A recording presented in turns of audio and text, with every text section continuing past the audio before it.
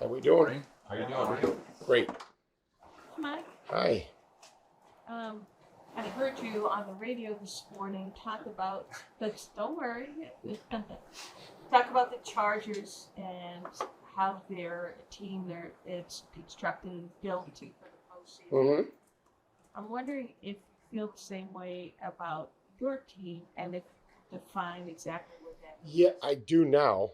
I feel like we are now. I would just tell you that they play great defense. They're very sound. They're good tacklers. They're physical. They get off the field on third down. They're good in the red zone. They run the football. It's a physical football team. They possess the football. They lead the NFL in time of possession. They have good, very good quarterback play. They're well coached. They play with technique and fundamentals. The game, they don't panic, one way or the other. They kind of stick to their game plan and wear you down and execute in critical situations. So a lot of respect for them, certainly what they've done in a short amount of time. And your team also being built? I think that we're trending in the right direction, and that we have our moments of all of those.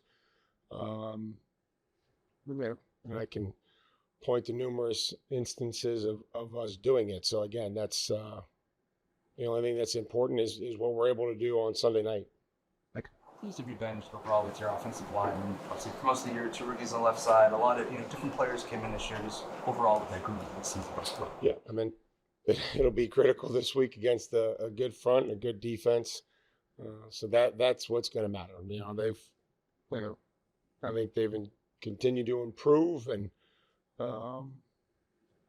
helped us stay balanced. I mean, we had games where we didn't run the football as well as we would like, but then we had games where we really ran it really well. I think they're trying to do a good job of protecting Drake and give us opportunities. Expect to get anyone back from injury this week, or is it too early to tell? Yeah, it's probably too early to tell. So Alex Austin will continue to practice and his return to play, and we'll evaluate that and then see where the other guys are, see where Spillane and Landry and Tonga are, and Jared as well. You said on the radio today that you thought Drake was the MVP of the league. Why? Just extremely accurate.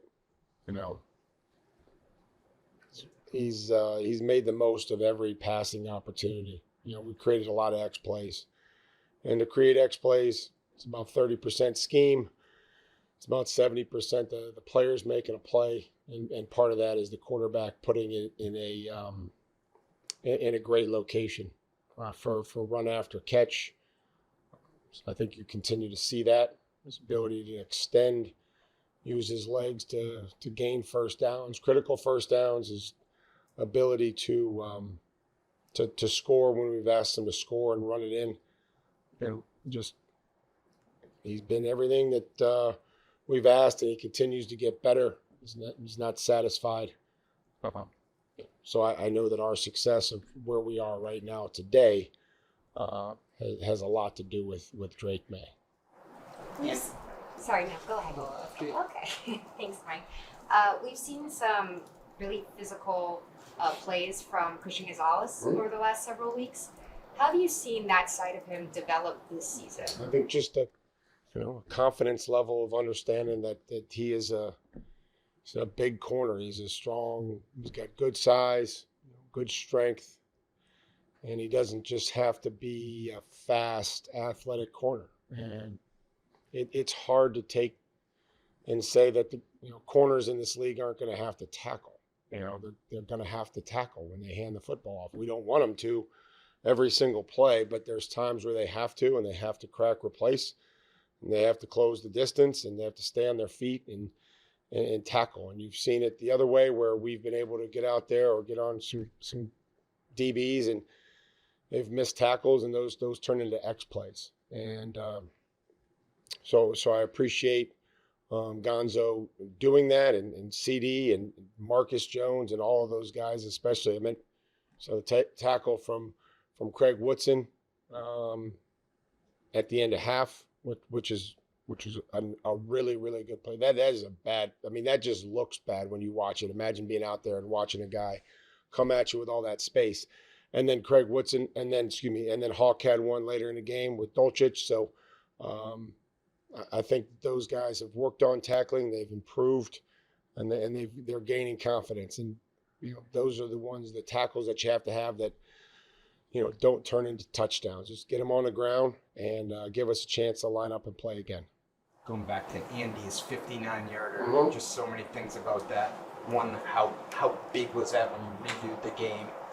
Then, what was his range, and how much was the range affected by the end of half? Would you maybe give it a little? Would you push that? Given that. I mean, I think okay, trying to process all this here, Mike. I thought we execute. First of all, I thought we executed the situation really well. I think he took Kayshawn there out of bounds, and then trying to hit another chunk with 19 seconds. Probably could have done it either way. Could have probably gone in a little closer, slid, and then run the ball in. Drake made a decision to get out of bounds. We took the shot. They had everybody off for it. We couldn't throw it anywhere but the end zone or out of bounds, and then went with the kick. And I would say that would be around the end of half or end of game range, based on temperature, wind. Felt like confidence swing, and excited. It was a big play for us to answer their 3 points. Mike, you talked about the running game last night and the importance this time of year. It seems like it's coming together a little bit. You got two running backs that their roles, sort of how they're playing, is working.